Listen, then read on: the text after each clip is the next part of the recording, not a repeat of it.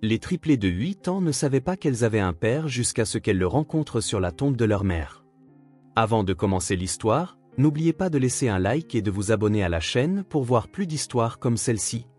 Le vent froid balayait le cimetière Oakwood dans le Rhode Island, faisant bruisser les feuilles doré brun qui commençaient à s'accumuler autour de la tombe fraîchement creusée. Le ciel était d'un gris terne, un décor approprié au chagrin qui pesait sur le cœur des personnes présentes. Parmi elles se tenait Jackson Montgomery, un homme connu pour sa richesse immense, son empire commercial et le pouvoir associé à son statut de l'un des investisseurs les plus redoutables de Wall Street, et pourtant aujourd'hui, rien de tout cela n'avait d'importance, il n'était qu'un homme ayant perdu sa femme. Eleanor avait été son ancre, la seule à avoir jamais vu l'homme derrière les millions, derrière les décisions impitoyables, derrière le costume-cravate. Ensemble, ils avaient bâti une vie remplie d'amour, de rire et de regrets. Le regret de n'avoir jamais eu d'enfant les avait toujours hantés, mais ils avaient appris à vivre avec. Et maintenant, alors qu'ils se tenaient près de sa tombe, regardant le cercueil être descendu dans la terre, un vide envahissait sa poitrine, comme si une partie de lui avait été enterrée avec elle. Les funérailles étaient grandioses, comme prévu. L'élite du Rhode Island s'était rassemblée, certains par une sincère tristesse, d'autres simplement parce que c'était l'événement social de la saison. Collègues, partenaires d'affaires et amis étaient venus présenter leurs condoléances, chaque poignée de main et chaque accolade semblant mécanique. Jackson n'enregistrait presque rien. Son monde était devenu silencieux, noyé par l'écho du rire d'Eleanor, par la chaleur de sa voix qui ne parviendrait plus jamais à ses oreilles. Il aurait voulu que la foule disparaisse, qu'on le laisse seul avec son chagrin, mais il savait que cela était impossible. Un homme comme lui n'était jamais vraiment seul, sauf dans les aspects qui comptaient vraiment. Lorsque la cérémonie se termina et que les gens commencèrent à s'éloigner, Jackson resta immobile, fixant le bois poli du cercueil désormais recouvert de terre. Ses doigts tremblaient légèrement lorsqu'il resserrait son manteau autour de lui, le froid mordant à travers le tissu. Son chauffeur, Thomas, un homme plus âgé qui servait la famille Montgomery depuis des décennies, attendait patiemment à distance, conscient que son employeur avait besoin de ce moment. Jackson prit une profonde inspiration et se tourna pour partir, quand ses yeux remarquèrent quelque chose d'inhabituel. 3 petites silhouettes se tenaient près du bord du cimetière, à moitié dissimulées derrière un grand chêne. 3 petites filles identiques aux cheveux auburn attachés en de nets chignons, vêtues de manteaux bleu marine assortis. Leurs visages étaient pâles et leurs expressions indéchiffrables tandis qu'elles le regardaient avec une intensité qui semblait dépasser leur âge. Elles n'étaient pas habillées comme les autres participants. Alors que la plupart portaient de coûteux manteaux noirs et des foulards de créateurs, ces enfants portaient des vestes simples et des robes ordinaires. Elles semblaient avoir environ 8 ans et il y avait quelque chose d'étrangement synchronisé dans leur posture, les mains jointes comme pour puiser de la force les unes dans les autres. Jackson fronça les sourcils, essayant de les identifier. Il ne les reconnut pas d'aucune réunion de famille et elles ne semblaient appartenir à aucun des associés d'affaires présents. Pourtant, il y avait quelque chose en elle qui fit battre son cœur un peu plus vite, sans qu'il puisse comprendre pourquoi. L'une des filles, il ne pouvait dire laquelle, tant elles étaient identiques, fit un pas hésitant en avant, puis s'arrêta, comme si elle remettait en question sa décision. Leurs regards se croisèrent pour un bref instant et Jackson ressentit une étrange attirance envers elle. Mais avant qu'il ne puisse dire quoi que ce soit ou se diriger vers elle, les 3 tournèrent en parfaite synchronie et s'éloignèrent, disparaissant derrière le grand chêne. La voix de M. Thomas interrompit ses pensées, « La voiture est prête. » Jackson jeta un coup d'œil dans la direction où les triplés avaient disparu, puis secoua la tête. Ce n'était probablement rien, pensa-t-il, peut-être étaient-elles des parentes du gardien du cimetière ou peut-être vivaient-elles à proximité et étaient simplement curieuses de ce grand rassemblement. Il écarqua cette étrange rencontre et se dirigea vers la voiture, l'esprit déjà replongé dans l'abîme de la perte. Ce soir-là, assis dans son penthouse surplombant la ligne d'horizon de Manhattan, l'image des 3 filles identiques le hantait. Il n'avait jamais été du genre à s'attarder sur des inconnus, mais il ne pouvait se défaire du sentiment qu'il y avait quelque chose de significatif dans leur présence au cimetière.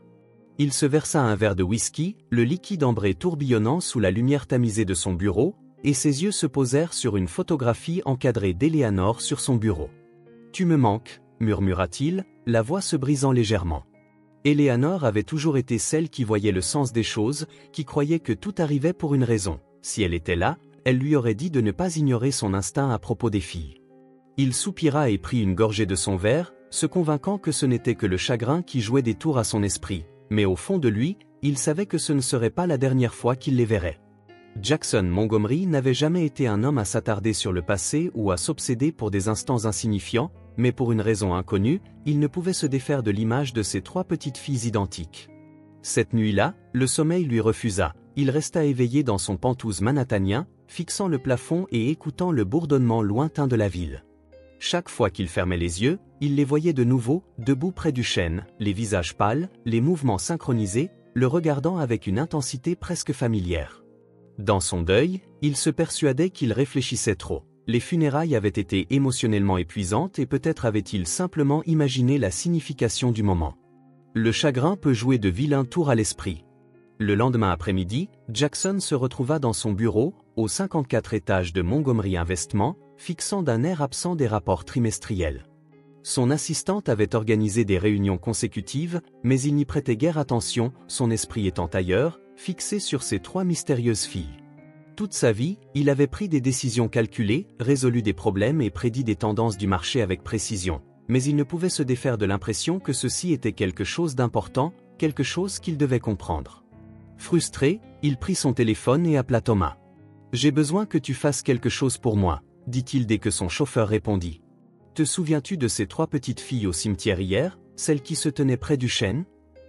Un bref silence suivit avant que Thomas ne réponde. « Oui, monsieur, 3 filles identiques. » Elles semblaient regarder la cérémonie de loi. « Exactement. J'ai besoin de savoir qui elles sont. » Jackson passa une main dans ses cheveux poivre et sel, conscient de l'étrangeté de sa demande. « Vérifie auprès du personnel du cimetière, peut-être ont-ils remarqué quelque chose. Trouve ce que tu peux. » Thomas accepta sans hésiter, l'une des nombreuses raisons pour lesquelles Jackson l'appréciait, puis il raccrocha. Plus tard dans la soirée, alors que Jackson était dans son penthouse, un verre à la main, son téléphone sonna. C'était Thomas. « Monsieur, je les ai trouvés. » Jackson se redressa, le cœur battant plus vite. « Qui sont-elles » Leurs noms sont Harper, Haley et Anna Wilson. Elles ont 8 ans et vivent à Brooklyn avec leur tante Charlotte. Thomas hésita. « Monsieur, il y a autre chose. Leur mère s'appelait Meredith Wilson. » Le verre échappa presque de la main de Jackson. À la simple évocation de ce nom, Meredith Wilson, un nom qu'il n'avait pas entendu depuis presque une décennie, mais qu'il n'avait jamais oublié, il se rappela leur rencontre lors d'une collecte de fonds universitaires, où elle était une jeune professeure de littérature brillante. Leur relation avait été brève mais intense, un tourbillon de passion, de connexions intellectuelles et de possibilités, qui s'était terminé lorsque sa carrière l'avait obligé à déménager à Londres. La voix de Thomas le ramena au présent. Il y a autre chose. Meredith est décédée il y a 3 mois, de la leucémie. La gorge de Jackson se serra. Et les filles, vous avez dit qu'elles avaient 8 ans ? Oui, monsieur, né le 12 mai, il y a 9 ans. 9 ans ? Le timing correspondait parfaitement à leur relation. Un lourd sentiment s'abattit sur lui, tel un poids. Merci, Thomas, parvint-il à dire avant de raccrocher. Jackson se dirigea vers la fenêtre, regardant les lumières de la ville en contrebas, l'esprit tourmenté par les implications. 3 filles identiques de 8 ans, ses filles. Le lendemain matin, Thomas arriva au penthouse de Jackson avec un dossier manille à la main. Jackson n'avait pas dormi, l'esprit débordant de questions, de possibilités et d'un sentiment croissant de certitude qui menaçait de bouleverser tout son univers. « Tout ce que j'ai pu trouver est ici, monsieur, » dit Thomas en posant le dossier sur la table basse en verre. Ce ne fut pas facile, mais j'ai un ami dans les archives publiques. Jackson hocha la tête, hésita un instant, puis ouvrit le dossier. À l'intérieur se trouvaient les certificats de naissance de Harper Grace Wilson, Haley Rose Wilson et Anna Faith Wilson, toutes nées à quelques minutes d'intervalle au New York Presbyterian Hospital. La mère, Meredith Wilson, et le père n'étaient pas indiqués. Sa gorge se serra en examinant les copies des formulaires d'inscription scolaire, les dossiers médicaux et enfin un certificat de décès pour Meredith Wilson, cause, complication d'une leucémie myéloïde aiguë. La tante, Charlotte Wilson, travaille comme conseillère d'orientation dans un lycée de Brooklyn. Thomas poursuivit, elle s'est occupée des filles depuis le décès de Meredith. D'après ce que j'ai compris, elle rencontre des difficultés financières, des factures médicales ont anéanti toutes les économies que Meredith avait. Jackson fixa un article de journal relatant les accomplissements académiques de Meredith, professeur titulaire de littérature anglaise à Columbia dès 32 ans, auteur publié et respecté dans son domaine, tout en élevant seul des filles triplées. Il y a encore une chose, ajouta Thomas, hésitant. J'ai trouvé ceci. Il tendit à Jackson une photographie montrant 3 petites filles en tutu, prises lors d'un récital de ballet, leurs visages identiques rayonnant de joie. En arrière-plan se trouvait Meredith, plus mince que ce que Jackson se rappelait, ses traits autrefois vibrants devenus émaciés, mais avec un sourire éclatant de fierté. Quelque chose se brisa en lui. Toutes ces années, elle ne lui avait jamais dit qu'il avait des filles, 3 magnifiques filles qu'il n'avait jamais connues. Les avait-elle tenues à l'écart par dépit ou pour une autre raison? As-tu trouvé quelque chose expliquant pourquoi elle ne m'a jamais contacté? Demanda Jackson, la voix à peine audible. Thomas secoua la tête. Rien de concret, monsieur, mais j'ai parlé à un voisin qui connaissait bien Meredith. Il disait qu'elle était farouchement indépendante, qu'elle ne voulait jamais qu'on la voie comme quelqu'un sollicitant de l'aide. Apparemment, elle avait confié à ses amis que le père des filles avait clairement affirmé que sa carrière passait avant tout, qu'il était passé à de plus grandes choses. Jackson ferma les yeux en se rappelant leur dernière conversation avant qu'ils ne partent pour Londres. Meredith lui avait demandé de rester, affirmant qu'ils pouvaient construire ensemble quelque chose de réel. Il avait rejeté cela comme un romantisme impraticable, lui disant que sa trajectoire était tracée et ne pouvait accueillir de relations sérieuses. Il avait été si jeune, si ambitieux, si insouciant. Découvre où elles vivent, dit-il, la décision se cristallisant dans son esprit, ainsi que leurs emplois du temps, leurs activités scolaires, tout. Monsieur, si je puis me permettre, dit Thomas prudemment, ces filles viennent de perdre leur mère. Elles ne vous connaissent pas encore. Vous approchez d'elles pourrait être? Je sais, interrompit Jackson. Je dois faire preuve de prudence. Je ne vais pas m'immiscer dans leur vie et me déclarer comme leur père, mais j'ai besoin de les voir, Thomas, j'ai besoin de comprendre ce que Meredith a construit sans moi. Cet après-midi-là, Jackson se retrouva dans sa voiture de ville, garée en face du PS 107 à Park Slope, observant les enfants sortir en masse du bâtiment. Puis il les vit, 3 filles identiques en uniforme scolaire bleu marine, avec un sac à dos sur l'épaule, marchant d'un pas synchronisé où ces filles, celles qui allaient tout changer pour la semaine à venir. Jackson Montgomery menait une double vie. Le jour, il était l'investisseur impitoyable de Wall Street, concluant des affaires et dirigeant des conseils d'administration. L'après-midi, il était un observateur silencieux, stationné discrètement près de studios de ballet, de cours d'école et de parcs, là où Harper, Halley et Anna passaient leur temps. Il apprit leurs habitudes. Les lundis et mercredis, cours de ballet. Les jeudis, elles suivaient un programme artistique après l'école. Les vendredis, leur tante Charlotte les emmenait prendre une glace dans une petite boutique de Park Slope. Il les observait de loin, reconnaissant en chacune d'elles un fragment de lui-même, la mâchoire déterminée d'Harper, l'esprit analytique d'Halley, la grâce d'Anna, mais cela ne suffisait pas, il avait besoin d'en savoir plus. « Je veux tout savoir », dit Jackson à Thomas. L'historique médical, les bulletins scolaires, qui sont leurs amis, quels livres elles lisent, je dois les comprendre. Thomas, toujours fidèle mais de plus en plus préoccupé, rassembla tout ce qu'il put. « Monsieur, dit-il prudemment en lui remettant un autre dossier, il y a quelque chose que vous devriez voir en premier. » À l'intérieur se trouvait une lettre, non adressée à Jackson mais aux filles, retrouvée parmi les effets personnels de Meredith après sa mort, selon la source de Thomas à l'hôpital où elle avait passé ses derniers jours. Jackson déplia les pages, les mains tremblantes, et reconnut immédiatement l'élégante écriture de Meredith. « Mes chères filles, si vous lisez ces lignes, cela signifie que j'ai dû vous quitter plus tôt que je ne l'aurais souhaité. Il y a tant de choses que j'aurais voulu vous apprendre, tant de moments que j'aurais voulu partager avec vous. Mais sachez une chose, vous avez été la plus grande joie de ma vie, mes 3 miracles parfaits. Il y a quelque chose que j'aurais dû vous dire à propos de votre père. Son nom est Jackson Montgomery. Il était brillant, ambitieux, pendant un bref moment, l'amour de ma vie. Lorsque j'ai découvert que je vous attendais, il était déjà parti pour une nouvelle vie à Londres. J'ai fait alors un choix, peut-être juste, peut-être faux, de ne pas lui parler de vous. Ce n'était pas parce qu'il ne se serait pas soucié de vous, mais parce que je voyais clairement sa voie, un avenir de succès immense nécessitant une dévotion totale. Je ne pouvais supporter l'idée de le forcer à choisir, pire, d'être en butte à son ressentiment pour avoir changé le cours de sa vie. Alors, j'ai choisi, pour nous tous, d'embrasser le défi magnifique de vous élever seul. Je n'ai jamais regretté ce choix, pas quand j'ai vu vos premiers sourires, entendu vos premiers mots ou regardé vos premiers pas. Mais je me suis souvent demandé si, un jour, vous auriez besoin de lui ou s'il aurait besoin de vous. Si jamais vous souhaitez le retrouver, sachez que mon choix ne vous lie en rien. Vous en avez le droit. Tout mon amour, pour toujours et à jamais. Maman. Jackson lut la lettre 3 fois, les larmes coulant sur son visage. Elle ne l'avait pas tenu à l'écart par malveillance ou par dépit, elle lui avait donné la liberté de poursuivre ses ambitions, supportant seul le fardeau. Le poids de son sacrifice le submergeait.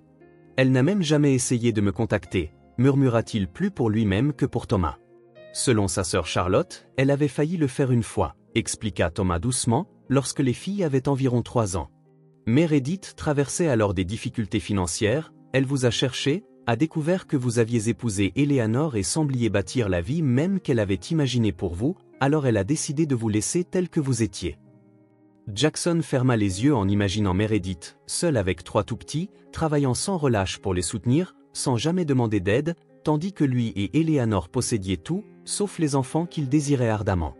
L'ironie était insupportable. « Il faut que je les rencontre », dit-il enfin, « pas en tant que père, pas encore, mais je dois être présent dans leur vie. » Jackson s'assit sur un banc dans Prospect Park, le cœur battant sous sa tenue décontractée où le costume sur mesure avait été remplacé par un jean et une chemise simple, pour paraître moins intimidant. Thomas avait organisé cette rencontre par l'intermédiaire de Charlotte Wilson, qui s'était montrée étonnamment réceptive une fois que Jackson lui avait expliqué qui il était et lui avait montré la lettre de Meredith. « Ils savent que vous étiez quelqu'un qui connaissait leur mère », lui avait-elle dit au téléphone. « C'est tout pour l'instant, le reste dépend de vous. » Alors qu'il regardait le chemin par lequel Charlotte allait amener les filles, Jackson répétait intérieurement ce qu'il allait dire. Comment se présenter à des enfants qu'on a contribué à créer sans jamais connaître, des enfants qui venaient de perdre leur mère et ignoraient qui il était vraiment. Avant même qu'elle ne le voie, il les distingua. 3 silhouettes identiques portant des vestes de couleurs différentes, Harper en rouge, Haley en bleu et Anna en violet. Charlotte lui avait expliqué qu'elle tenait absolument à porter des couleurs différentes, une petite rébellion contre l'idée d'être perçue comme une unité plutôt que comme 3 individus. Charlotte croisa son regard et acquiesça en se penchant pour murmurer quelque chose aux filles. Elles s'approchèrent prudemment, leur visage affichant une expression identique de curiosité et de méfiance. « Les filles, voici Monsieur Montgomery, » dit Charlotte, « l'ami de votre mère dont je vous ai parlé. » Subitement, Jackson se sentit mal à l'aise et trop grand en leur présence. « Bonjour, » dit-il d'une voix plus douce que d'ordinaire. « Merci d'avoir accepté de me rencontrer. » Les filles restèrent silencieuses, formant un front uni. Charlotte indiqua un terrain de jeu à proximité. « Pourquoi n'allez-vous pas jouer un peu pendant que Monsieur Montgomery et moi discutons ?» Les triplés échangèrent des regards, entamant l'une de ces conversations silencieuses que seuls les multiples semblent capables d'avoir. Finalement, elles se dirigèrent vers les balançoires, tout en continuant de regarder Jackson par-dessus leurs épaules. « C'est Harper en rouge, » expliqua Charlotte, assise à côté de lui, la protectrice, l'aînée. Haley, en bleu, est la penseuse, toujours en train d'analyser et de questionner, et Anna, en violet, est la pacificatrice, celle qui ressent tout avec intensité. Jackson acquiesça, essayant de mémoriser leurs différences. « Combien ressemble-t-elle à Meredith ?» murmura-t-il en observant la douceur des mouvements d'Anna. « Elles ont tout un peu d'elle, » dit Charlotte, « et un peu de vous aussi. Harper a ta détermination, Haley ton esprit analytique, Anna ta sensibilité artistique, même si tu ne le reconnais peut-être pas en toi-même. » Elles observaient les filles jouer, restant à distance des autres enfants, se suffisant à elles-mêmes après tout ce qu'elles avaient vécu, poursuivit Charlotte en ajoutant, « Meredith était malade pendant presque 1 an, elles y font encore face. Harper parle à peine désormais, Haley fait des cauchemars, Anna dessine sans cesse le même portrait, leur mère, allongée dans un lit d'hôpital. » Jackson sentit une douleur se resserrer dans sa poitrine. « Je veux les aider. »« Avec tout le respect que je vous dois, Monsieur Montgomery, » dit Charlotte, « elles n'ont pas besoin de votre argent, elles ont besoin de stabilité, de constance. Si vous voulez faire partie de leur vie, ce ne peut être que partiel. » Avant que Jackson ne puisse répondre, Harper s'avança, suivi par les 2 autres, se plaçant directement devant lui, les bras croisés. « Connaissais-tu vraiment notre mère ?» demanda-t-elle d'une voix ferme malgré sa petite taille. Jackson rencontra son regard, reconnaissant le défi qu'elle lui lançait. « Oui, » répondit-il honnêtement, « il y a très longtemps. »« Alors, pourquoi n'es-tu jamais allé la voir? Pourquoi ne t'avons-nous jamais rencontré ?» Jackson jeta un regard à Charlotte, qui lui fit un léger signe de tête, puis il se tourna vers Harper. « J'ai vécu loin pendant de nombreuses années, si j'avais su pour vous 3, je serais venu vous voir. » Les yeux d'Harper se plissèrent. « Tu es riche, n'est-ce pas? J'ai vu ta voiture. » Charlotte intervint doucement, « Ce n'est rien. »« Je le suis, » répondit Jackson, mais les paroles d'Harper le frappèrent. Alors, pourquoi n'as-tu pas aidé maman quand elle était malade? Les riches ont accès à des médecins spéciaux. La simplicité de sa logique, l'accusation dans son regard, Jackson n'eut aucune défense avant même de pouvoir répondre. Anna s'avança et examina son visage avec attention. « Maman avait une photo de toi », dit-elle doucement, en se référant à sa boîte à trésors. Un moment passa dans le silence, puis Alec, qui avait observé toute la scène, posa la question qui changea tout. « Étais-tu amoureux de notre maman ?» La question d'Alec plana dans l'air, et, pendant un instant, Jackson eut l'impression d'oublier de respirer. Trois paires d'yeux identiques le regardaient avec une insistance que seuls les enfants savent exprimer. Ce n'était pas une négociation de conseil d'administration, il n'existait aucune réponse stratégique qui pourrait lui valoir des points ou conclure un accord, il n'y avait que la vérité. « Oui », dit-il simplement. « Oui, je l'étais. » Un léger changement s'opéra dans l'expression des filles, subtil mais indéniable. C'est Anna qui parla ensuite, d'une voix douce, arborant un sourire particulier quand elle évoquait lui, différent de son sourire habituel. Jackson avala difficilement. « Qu'est-ce qu'elle t'a dit sur moi ?» demanda Harper, les bras toujours croisés. « Pas grand-chose, juste que tu étais intelligent, ambitieux et que tu vivais loin, » répondit-elle. « Tu allais changer le monde, » ajouta Alec, son regard analytique toujours fixé sur lui. « Vraiment ?» La question frappa Jackson comme un coup physique. Avait-il changé le monde?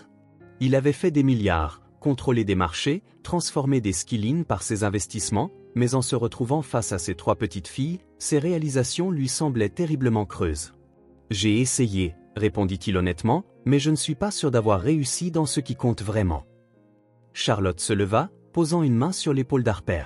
« Les filles, nous devrions probablement rentrer, il se fait tard et vous avez le ballet demain matin. Puis-je vous revoir ?» demanda Jackson, s'adressant plus au triplé qu'à Charlotte. Les filles échangèrent des regards, menant l'une de ces conversations silencieuses qui n'appartiennent qu'aux multiples. Finalement, Harper parla pour toutes, « Peut-être que nous y réfléchirons. » Tandis qu'il les regardait s'éloigner, main dans la main avec leur tante, Jackson ressentit quelque chose qu'il n'avait pas éprouvé depuis des décennies, une perte totale de contrôle sur une situation. Ces trois petits êtres détenaient tout le pouvoir, et à juste titre. De retour dans son pantouse ce soir-là, Jackson se tint devant les fenêtres du sol au plafond, surplombant Manhattan, la ville qu'il avait aidé à façonner par d'innombrables investissements et développements. La vue l'avait toujours rempli de satisfaction, mais ce soir, elle le laissait vide. Il parcourut l'immaculé espace de 5000 pieds carrés de luxe, qui lui semblait soudain excessif et solitaire. Les chambres d'amis n'avaient jamais accueilli d'enfants, la cuisine n'avait jamais vu de petites mains y faire des bêtises, les couloirs n'avaient jamais résonné de rire ou de pas précipités d'une pièce à l'autre. Jackson se retrouva dans son bureau à domicile, entouré de trophées, de rapports financiers et de preuves de son succès professionnel. Il ouvrit son ordinateur portable et tapa « Élever des triplés » dans la barre de recherche. Bientôt, il fut plongé dans des articles sur la psychologie des naissances multiples, sur l'importance de reconnaître l'individualité, sur les défis développementaux communs. Au matin, son bureau était couvert de notes. Il avait commandé des livres sur le développement de l'enfant, recherché les meilleures écoles de la ville et compilé des informations sur des programmes de ballet. Il avait même examiné des maisons situées dans de bons quartiers scolaires, des lieux avec jardin, des chambres séparées pour chaque fille, de l'espace pour grandir. À l'aube, il appela Thomas. « J'ai besoin que tu libères mon emploi du temps pour les 2 prochaines semaines, à l'exception de la fusion avec Collins qui doit rester. » Thomas, habitué aux exigences de Jackson mais moins au congé personnel, hésita. « Monsieur, vous avez la réunion des investisseurs à Boston demain et le conseil attend. »« Annule tout, » interrompit Jackson, « et trouve-moi quelqu'un qui connaît les décorateurs de chambres pour enfants, les designers d'espace pour enfants, peu importe comment on les appelle. J'ai besoin de comprendre comment aménager une maison dans laquelle 3 filles de 8 ans se sentiraient un jour à l'aise. »« Bien sûr, monsieur, » répondit Thomas, masquant sa surprise. « Et dois-je organiser une autre rencontre avec Madame Wilson et les filles ?» Jackson fixa la photographie qu'on lui avait donnée des triplés lors de leur récital de ballet. « Pas encore, elles doivent décider quand elles seront prêtes. En attendant, j'ai du travail. » Pour la première fois de sa vie adulte, Jackson Montgomery se préparait pour quelque chose que son argent ne pouvait tout simplement pas acheter. La confiance de 3 petites filles qui avaient toutes les raisons de rester à distance et qui détenaient les clés d'un avenir qu'il n'aurait jamais imaginé possible. Il fallut 12 jours à Charlotte pour appeler. 12 jours pendant lesquels Jackson transforma l'aile de son pantouse, consulta des psychologues pour enfants et réorganisa toute sa structure d'entreprise afin de libérer ses après-midi. 12 jours d'incertitude, se demandant s'il entendrait un jour de ses filles. « Elles ont une vitrine de ballet ce samedi », dit Charlotte d'une voix mesurée. Anna mentionna que vous pourriez vouloir y assister. Jackson serra son téléphone. Anna dit alors, « Où, spécifiquement Anna ?» Une pause. « Monsieur Montgomery, je dois être clair, elles ne savent pas encore qui vous êtes vraiment. Elles pensent que vous n'êtes qu'un vieil ami de Meredith qui est récemment revenu dans leur vie. » Je comprends, répondit Jackson, bien que la supercherie le troublât, et appelez-moi simplement Jackson. La vitrine débuta à 15h à l'Académie de ballet Parkside. Samedi, Jackson se retrouva assis dans le dernier rang d'un petit auditorium rempli de parents, grands-parents et frères et sœurs, tenant des bouquets et des appareils photo. Il se sentait particulièrement déplacé dans ses vêtements décontractés, incapable de se fondre malgré tous ses efforts. Le programme affichait les triplés dans le groupe intermédiaire, avec, entre autres, la « valse des fleurs » du Casse-Noisette. Lorsqu'elles apparurent sur scène, vêtues de tutus rose pâle identiques, le souffle de Jackson se coupa. Elles se mouvaient avec une grâce surprenante pour des enfants de 8 ans, leur synchronisation à la fois étrange et magnifique. Mais même dans leur parfaite unité, ils pouvaient percevoir leurs différences. La précision des mouvements d'Harper, la technique d'Haley, l'expressivité d'Anna. « Elles sont vraiment talentueuses », murmura une femme à côté de lui, une telle discipline à leur âge. Jackson acquiesça, incapable de prononcer un mot à cause du nœud dans sa gorge. Une fierté nouvelle et envahissante le submergea. Ces enfants extraordinaires partageaient son ADN, et pourtant ils n'avaient rien à voir dans leur développement, dans leur talent, dans leur résilience. Après la représentation, il attendit dans le hall, un petit bouquet en main, lorsque les triplés sortirent avec Charlotte, le visage rougi par l'effort et l'excitation. Anna fut la première à le repérer, elle tira sur la manche d'Harper et pointa du doigt. « Vous êtes venu, » dit-elle, avec une pointe de surprise dans la voix. « Je vous avais dit que je viendrais, » répondit Jackson en se mettant à leur hauteur et en leur offrant les fleurs. « Vous étiez incroyable sur scène. » Haley accepta le bouquet, l'examinant avec son regard analytique habituel. « Ce sont des roses spéciales, on ne les vend pas chez les fleuristes ordinaires, » dit-elle. Jackson sourit. « Vous savez, votre mère était botaniste avant de devenir professeur. » Harper intervint, sa méfiance toujours présente, quoique légèrement atténuée, elle nous avait appris tous les noms latins, Rosa centifolia. Anna ajouta doucement, la préférée de maman. Le cœur de Jackson fit un bond, il avait choisi, sans le savoir, la préférée de Meredith, une coïncidence qui lui semblait significative. « Voudriez-vous aller prendre une glace ?» proposa-t-il pour célébrer leur performance. Les filles regardèrent Charlotte, qui hocha la tête. « Nous y allons de toute façon, vous êtes le bienvenu, Jackson. » Au salon de glace, Jackson observa les filles débattre avec intensité des parfums, négociant les goûts et les combinaisons comme de jeunes diplomates. Quand elles s'assirent enfin avec leur synda élaboré, il remarqua Haley qui l'étudiait à travers sa cuillère. « Pourquoi es-tu revenu maintenant ?» demanda-t-elle soudainement, « après que maman soit décédée ?» Charlotte se tendit, mais Jackson avait préparé cette question.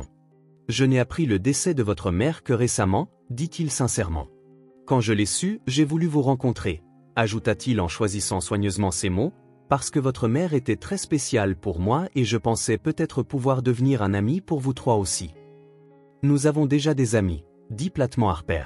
« Bien sûr, » reconnut Jackson, « mais parfois, il est bon d'avoir des amis adultes aussi, des personnes qui peuvent t'aider avec différentes choses, comme ce que demande Anna. » Intrigué, Jackson réfléchit un instant. « Eh bien, je connais assez la ville pour vous montrer des endroits que votre mère aurait aimés, pour vous aider avec vos devoirs ou simplement pour vous écouter si jamais vous avez besoin de parler. » Les triplés échangèrent des regards, entamant une nouvelle de leur conversation silencieuse. « Nous y réfléchirons, » finit par dire Harper, sa réponse habituelle.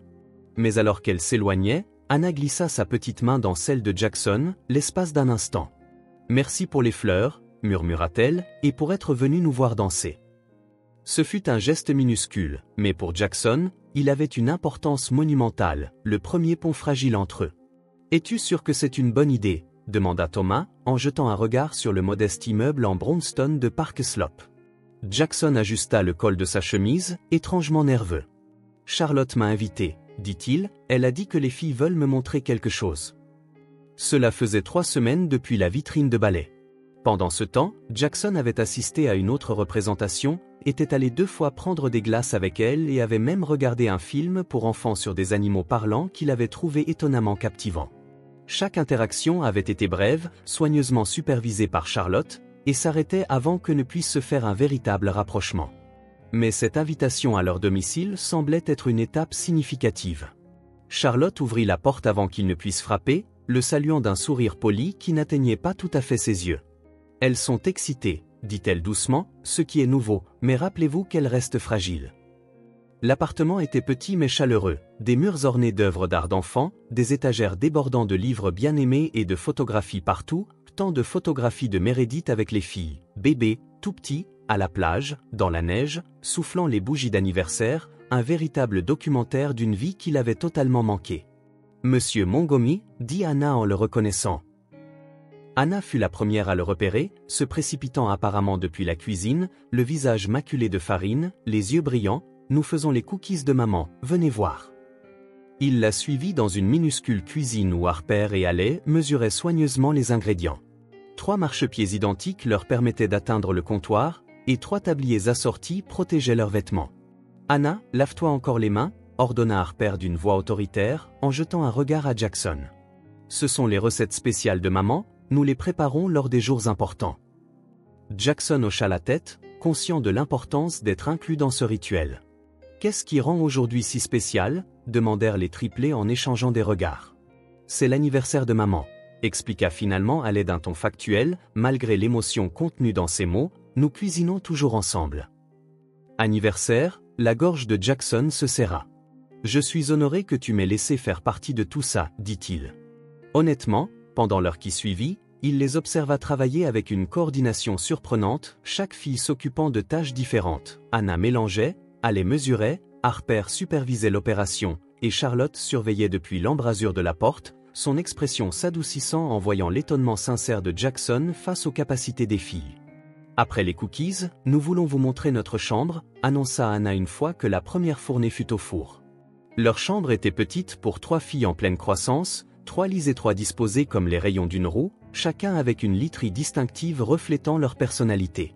L'espace de Harper était net et organisé, avec des livres rangés par taille.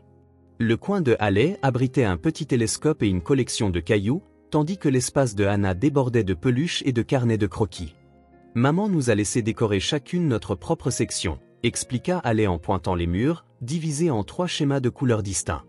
Elle ajouta. Elle disait que, même si on se ressemble extérieurement, on n'est pas pareil à l'intérieur. « Ça ressemble à un bon conseil », dit Jackson, examinant attentivement chaque détail de leur espace de vie. C'était la maman, ajouta Harper en ouvrant soudainement une boîte en bois sur un petit bureau qu'elle partageait apparemment. À l'intérieur se trouvait une collection de trésors, des tickets, des fleurs pressées, quelques bijoux simples et une photographie que Jackson reconnut immédiatement. C'était lui et Meredith, jeune et riant, son bras autour de ses épaules alors qu'il se tenait sur le campus de l'université de Columbia. Il se rappelait parfaitement ce jour-là. Début de l'automne, les feuilles commençaient à changer, se souvint-il. Meredith, qui venait d'apprendre qu'elle avait reçu une bourse de recherche qu'elle espérait, avait gardé ceci, murmura-t-elle plus pour elle-même que pour les filles. « Tu étais sa personne du « et si », dit-elle. « Ta personne du « et si », offrit doucement Anna. Jackson leva les yeux, confus. « Ça quoi » ? Sa personne du « et si » ? La personne qui lui faisait se demander comment aurait été la vie si les choses avaient été différentes, répéta Haley. La simplicité de l'explication frappa Jackson avec une force inattendue. Il était le « et si » de Meredith, tout comme elle avait été la sienne dans les moments silencieux, quand le succès semblait vide et l'accomplissement creux. « As-tu toi aussi une personne du « et si » demanda Harper, sa garde momentanément abaissée par ce moment de vulnérabilité partagée. Jackson regarda les 3 filles, ces combinaisons parfaites de lui-même et de Meredith, et hocha la tête. « J'en avais une. Ta mère était la mienne. » Le minuteur du four le sauva de l'émotion qui menaçait de le submerger. Alors qu'il se précipitait pour vérifier les cookies, il resta un moment dans leur chambre, caressant doucement la photographie avant de la remettre dans la boîte. Meredith l'avait gardée dans sa vie à sa manière. Maintenant, il devait gagner le droit d'être présent dans la vie de leur fille. Son automne à New York arriva, peignant Central Park de nuances d'ambre et d'or. Jackson se retrouva à passer sa pause déjeuner assis sur un banc près de l'étang, regardant les feuilles dérivées à la surface de l'eau, pensant à ces 3 petites filles qui avaient progressivement commencé à occuper ses pensées, ses projets, et de plus en plus, son cœur. Les triplés s'étaient mises dans une sorte de routine avec lui, les samedis après-midi dans divers musées, parcs ou librairies, toujours avec Charlotte à proximité, toujours soigneusement planifié et structuré. Jackson avait appris à naviguer parmi leurs personnalités distinctes, apportant des livres d'astronomie pour Haley, de nouvelles chaussons de ballet pour Anna et des romans soigneusement choisis pour Harper, qui restait la plus réservée des 3. Aujourd'hui, bien que Jackson n'ait pas été prévu pour les voir, il s'assit seul à examiner des contrats sur sa tablette lorsque son téléphone émit un message de Charlotte. Les filles ont une demi-journée à l'école.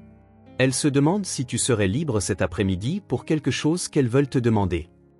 Jackson réorganisa 3 réunions en conférence téléphonique sans hésiter, puis se dirigea vers leur endroit préféré, un petit café près du musée américain d'histoire naturelle, où le propriétaire offrait toujours aux filles un supplément de crème fouettée sur leur chocolat chaud. À son arrivée, elles étaient déjà assises à ce qui était devenu leur table.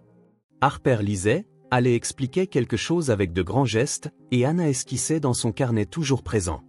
Elles levèrent les yeux à son approche, et il fut de nouveau frappé par combien elles se ressemblaient tout en étant différentes. « Tu es là !»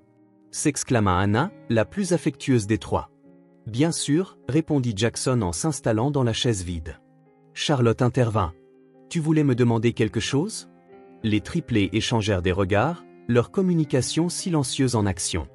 Finalement, Harper ferma son livre et le regarda directement. « Nous avons un projet scolaire », commença-t-elle formellement, sur le patrimoine familial. Le cœur de Jackson fit un bond à l'évocation du mot « famille », mais il garda son expression neutre. Chacun doit faire une présentation sur l'origine de ses ancêtres. Haley continua, remettant ses lunettes sur son nez en exhibant des photographies, des artefacts et autres objets. Maman avait quelques objets du côté de sa famille, ajouta-t-elle. Mais nous ne connaissons rien de l'autre côté, ajouta Anna en s'arrêtant brusquement, l'implication était claire, elle ne savait rien du côté paternel parce qu'elle ne connaissait pas leur père. Charlotte dit, « Tu en savais beaucoup sur les amis de maman à l'université ?» Harper ajouta prudemment, « Nous pensions que tu pourrais nous aider à trouver des informations sur d'autres personnes qu'elle connaissait. » Jackson jeta un regard à Charlotte, qui lui fit un léger signe de tête, lui accordant ainsi la permission d'aborder ce sujet délicat. « Je serais heureux de vous aider, dit-il, gardant une voix calme malgré l'émotion qui montait en lui. « Quand le projet est-il dû ?» demanda Haley. « Dans 2 semaines. Nous devons apporter des photographies et parler de tradition, et tout ça, précisa-t-elle. Jackson réfléchit rapidement. « Eh bien, il se trouve que je sais que la famille de ta mère vient à l'origine d'Écosse et qu'elle adorait leur tradition. Elle m'a même fait goûter le haggis une fois. » Anna gloussa. « Qu'est-ce que le haggis ?» demanda-t-elle. « Quelque chose de vraiment terrible, » dit Jackson avec un sérieux fin, suscitant des sourires chez les 3 filles. « Mais je pourrais te raconter plus à ce sujet et peut-être vous aider à rechercher quelques traditions écossaises pour votre projet. »« Ce serait bien, » dit Harper, toujours formel mais un peu moins réservé. « Si tu veux, » ajouta timidement Anna. « Tu pourrais venir à notre appartement ce week-end pour travailler dessus, nous avons tous les anciens albums photos de maman là-bas. » Jackson croisa de nouveau le regard de Charlotte, voyant sa surprise subtile face à l'invitation. C'était la première fois que les filles l'invitaient chez elle plutôt que de se rencontrer en terrain neutre. « Ça me plairait beaucoup, » dit-il, essayant de contenir l'émotion dans sa voix. Pendant qu'elles finissaient leur chocolat chaud, Jackson remarqua Haley l'observer d'un regard analytique. « Tes yeux se plissent au coin quand tu souris, » observa-t-elle, tout comme ceux d'Anna. Cette simple observation fit vibrer Jackson. Se demanda-t-il si elle percevait, d'une manière ou d'une autre, leur connexion avec lui? Était-ce en train de se manifester à travers les petites similitudes qu'elle partageait? C'est ça, parvint-il à dire légèrement, alors que Charlotte changeait de sujet en douceur. Plus tard, en les regardant partir, Jackson sut que quelque chose avait changé. Les filles l'avaient invité dans leur maison, dans leurs projets, dans leurs interrogations sur le patrimoine et la famille. Elles ouvraient une porte, même minuscule, qui pourrait éventuellement mener à la vérité. Pour la première fois, il se permit d'espérer qu'un jour elles ne le verraient pas seulement comme leur père, mais qu'elles l'accepteraient comme leur papa. Le brownstone semblait différent cette fois. Alors que Jackson montait les marches de l'appartement de Charlotte, il sentit un changement subtil dans l'objectif. Ce n'était pas une visite ordinaire, les triplés l'avaient invité spécifiquement pour l'aider avec leur projet sur le patrimoine, un projet sur la famille. Son estomac se noua lorsqu'il frappa à la porte. Harper ouvrit, son visage sérieux comme toujours. « Tu es pile à l'heure », observa-t-elle en se reculant pour le laisser entrer. Jackson avait appris que la ponctualité l'impressionnait, c'était une enfant qui accordait de l'importance à l'ordre et à la fiabilité. À l'intérieur, le salon avait été transformé en quartier général du projet. La table basse était couverte de fournitures de bricolage et des albums photos étaient soigneusement empilés sur le canapé. Anna était agenouillée par terre, arrangeant du papier coloré, tandis que Haley était assise en tailleur avec un ordinateur portable ouvert, manifestement plongé dans ses recherches. « Nous réalisons un panneau de présentation à 3 volets », expliqua Haley sans lever les yeux. « Une section pour le patrimoine de maman, une pour l'Écosse, comme tu as dit, et une. » Elle hésita, puis termina. « Pour la culture générale de New York. » Jackson comprit ce qui manquait dans leur projet, la partie concernant le patrimoine de leur père. Il s'assit, posa le sac qu'il avait apporté sur le rebord du canapé, et déclara. « J'ai apporté quelque chose qui pourrait t'aider, » tout en fouillant dans le sac. Il en sortit quelques livres sur les clans écossais, des photographies d'Édimbourg, d'où venait la famille de votre mère, et il marqua une pause dramatique, puis sortit un véritable shortbreed écossais. Les yeux de Anna s'illuminèrent à la mention des douceurs, mais c'est Harper qui prit la parole avant qu'il ne commence. « Avant de commencer, dit-elle d'une voix étonnamment autoritaire, nous devons parler de quelque chose d'important. » Jackson sentit son cœur se serrer.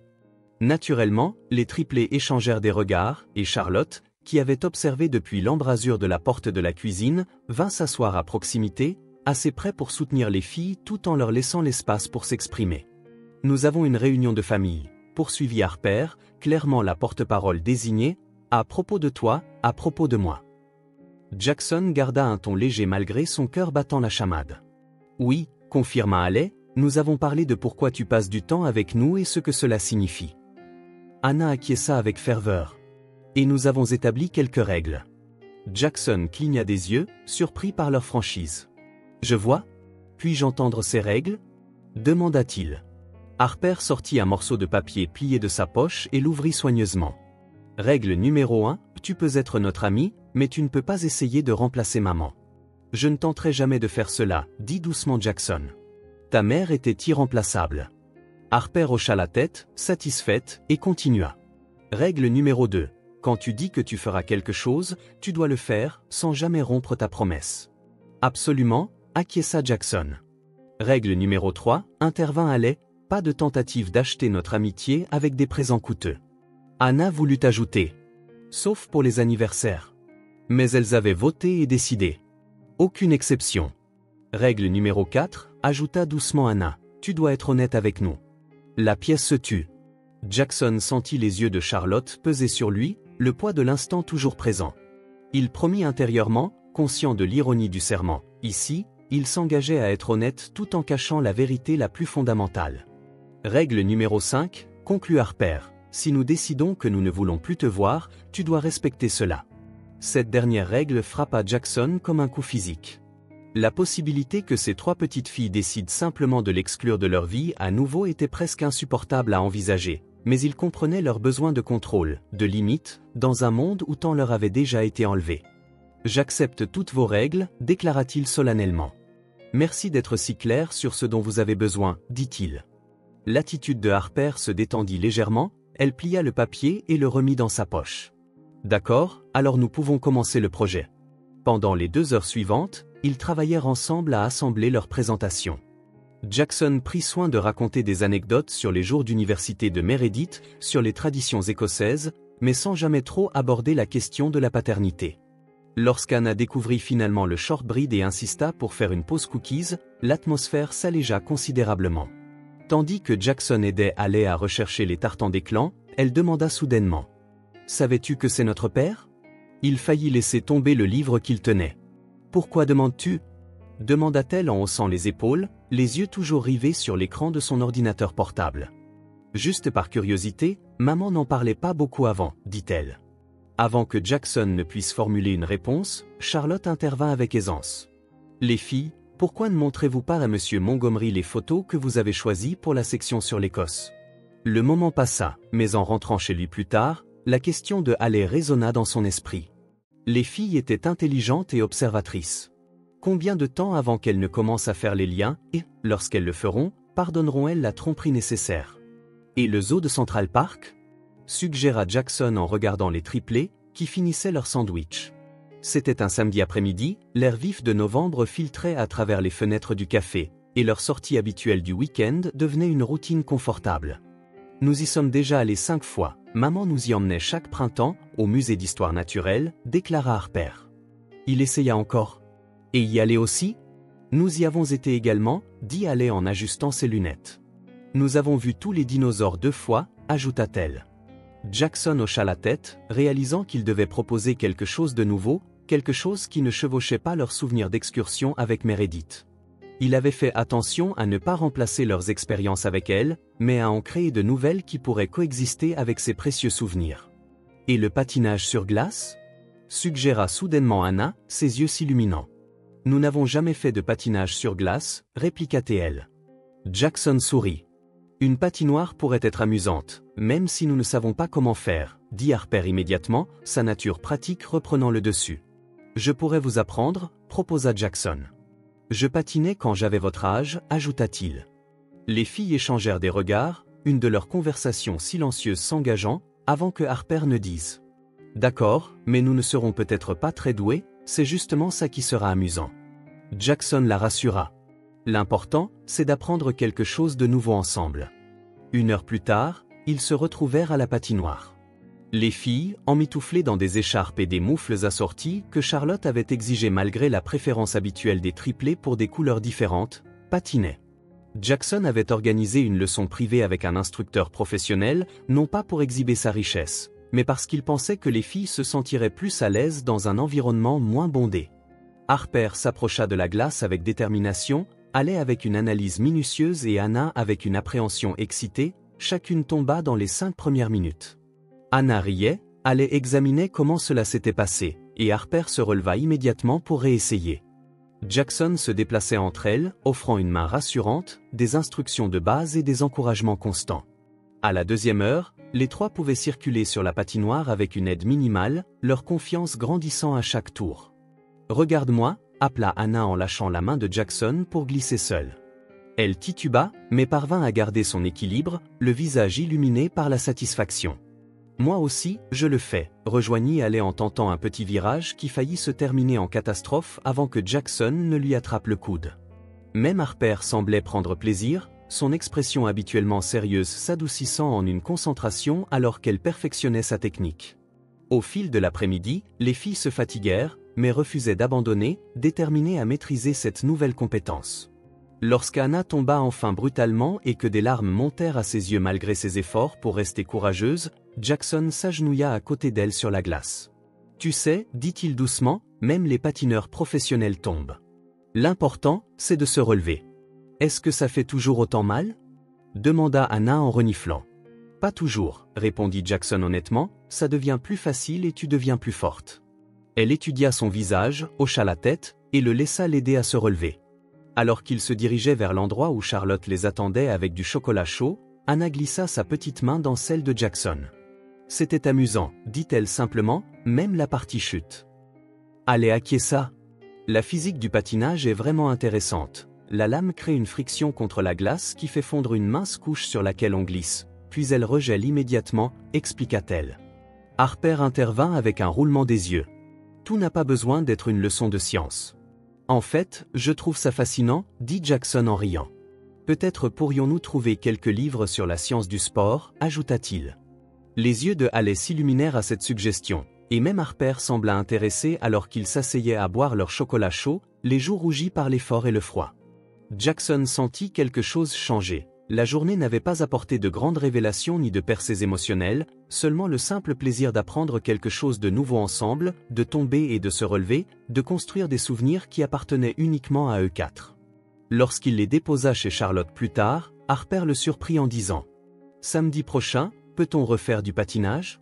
Je veux pratiquer mes virages. » Ce n'était pas une déclaration particulièrement émotive, mais venant de Harper, c'était significatif, une indication claire qu'elle souhaitait qu'ils reviennent, qu'elle avait des projets pour leur avenir commun.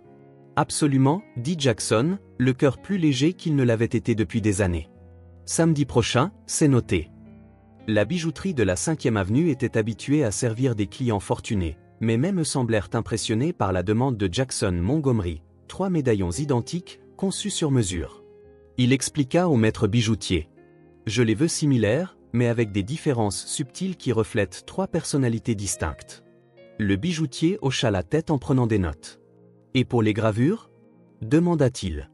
Jackson tendit un morceau de papier avec 3 variations du même message sur lequel il avait passé des semaines à réfléchir, souhaitant que ce cadeau soit significatif sans être accablant, quelque chose que les filles pourraient chérir sans se sentir mal à l'aise. Je voudrais les avoir pour samedi prochain, ajouta-t-il.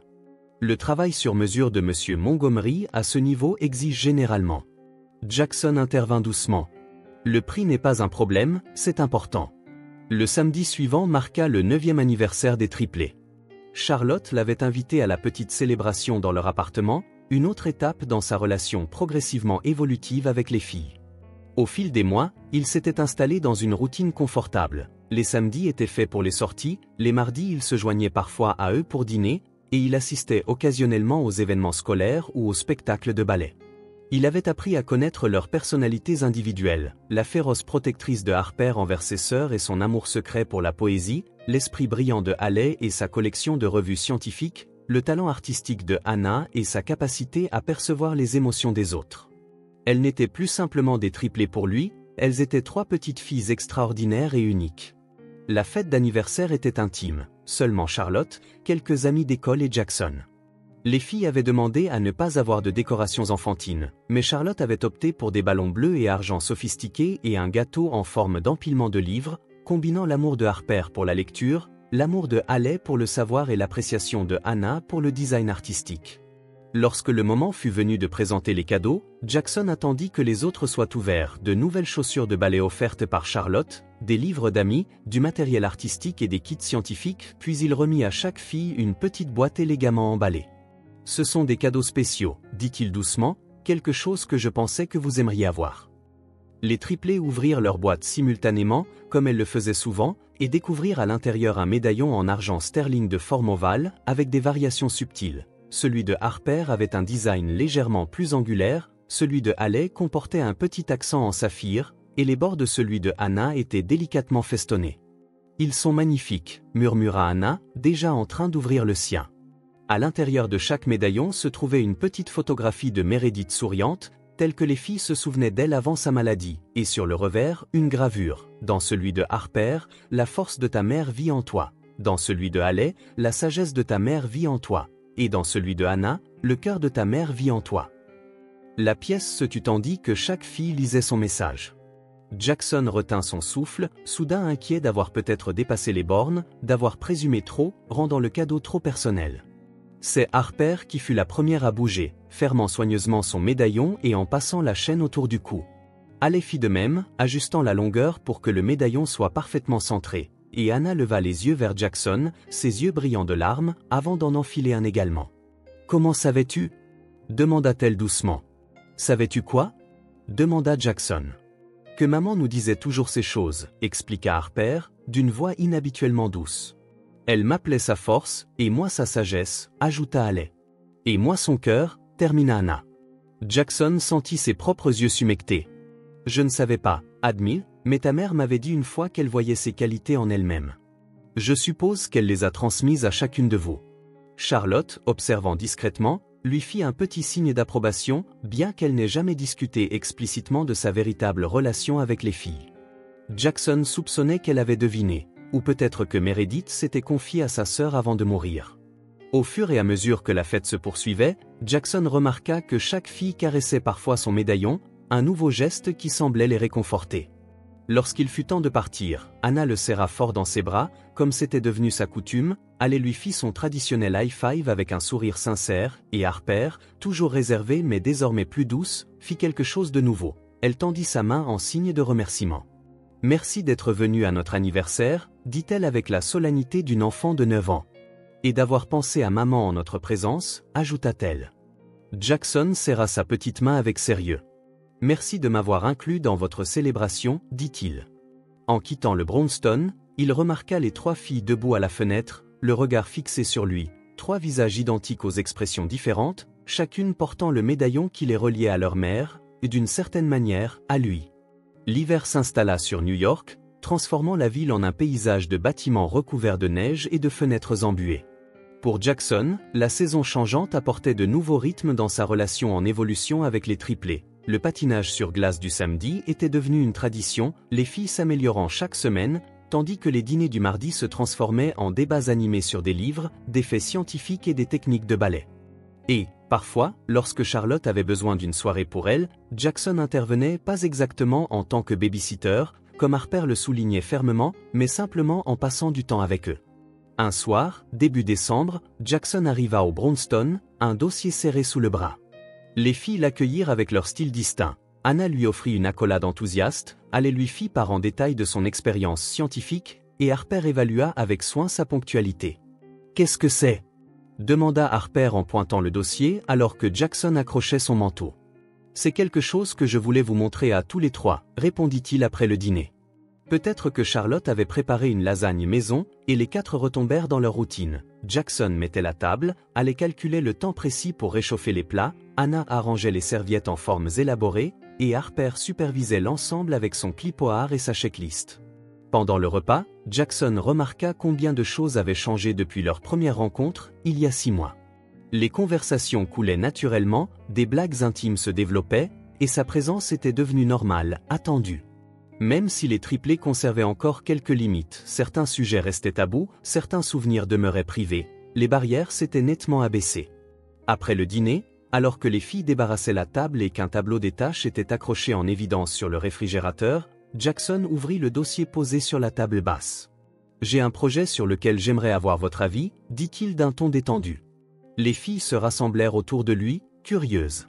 À l'intérieur se trouvaient des dessins architecturaux, des plans pour ce qui semblait être un grand appartement. « Qu'est-ce que c'est » demanda Allie, déjà absorbée par les mesures. « Je pense déménager », expliqua Jackson. « Mon appartement actuel est trop grand pour une seule personne et il ne se sent pas vraiment comme un chez-soi. Voici les plans d'un nouvel appartement que j'envisage. » Anna jeta un coup d'œil au plan. « Il y a 4 chambres ?»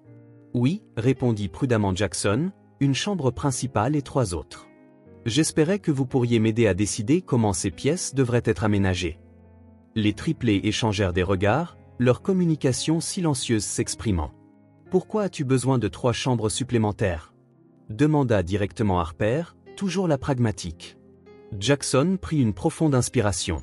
C'était le moment que je préparais, non pas une révélation totale, mais un pas en avant. Je pensais qu'il serait agréable que, peut-être un jour, vous ayez envie de passer la nuit ici de temps en temps, si cela vous convient. Après un nouvel échange silencieux entre les filles, Allie, fidèle à son côté pratique, déclara. « Notre tante devrait approuver, bien sûr. » « J'en ai déjà parlé avec Charlotte, » répondit rapidement Jackson. « Elle pense que ce serait une bonne idée, éventuellement, mais seulement si vous le voulez. » « Pourrions-nous avoir chacune notre propre chambre aux couleurs différentes ?» demanda Anna, déjà captivée par les plans. « C'est exactement ce que je pensais, » dit Jackson en souriant à son enthousiasme. « Chaque pièce serait conçue spécialement pour chacune de vous. » « Nous n'avons jamais séjourné quelque part sans tante Charlotte, pas depuis maman, » répliqua Harper avec scepticisme. « Je comprends, » dit doucement Jackson. « Ce n'est pas quelque chose qui doit arriver tout de suite, c'est juste envisager des possibilités. » Allie ajusta ses lunettes en étudiant la disposition. « La chambre dans le coin reçoit le plus de lumière naturelle, ce serait optimal pour mon télescope, » commenta-t-elle. Harper lui lança un regard. « Tu choisis déjà les chambres ?» « Je fais une analyse hypothétique, » corrigea Allie. Anna avait déjà pris un crayon et dessinait des ballerines en marge des plans. « Ma chambre pourrait avoir une barre le long d'un mur pour la pratique, » suggéra-t-elle. Jackson les observa attentivement, évaluant leur réaction. C'était un terrain délicat, suggérant une intégration plus profonde dans leur vie, un lien plus permanent. De manière inattendue, c'est Harper qui posa la question qui flottait sans être exprimée depuis des mois. « Pourquoi fais-tu tout cela ? Pourquoi tiens-tu autant à nous ?» La pièce se tut, même Anna cessa de dessiner. Jackson sentit 3 paires d'yeux identiques le fixer, attendant.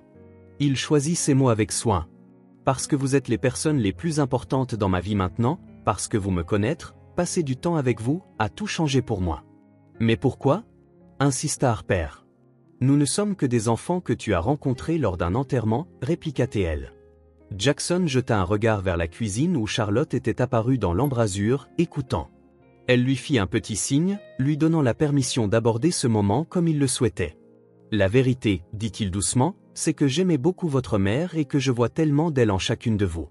Mais au-delà de cela, j'en suis venu à tenir à vous pour ce que vous êtes exactement. Il fit une pause, puis ajouta. Certaines personnes entrent dans nos vies par le sang, d'autres par hasard, et d'autres encore par choix.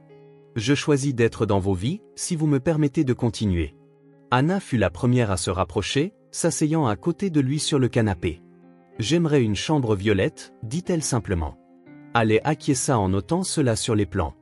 L'éclairage dans la chambre du coin est vraiment supérieur et j'aurais besoin d'étagères pour ma collection.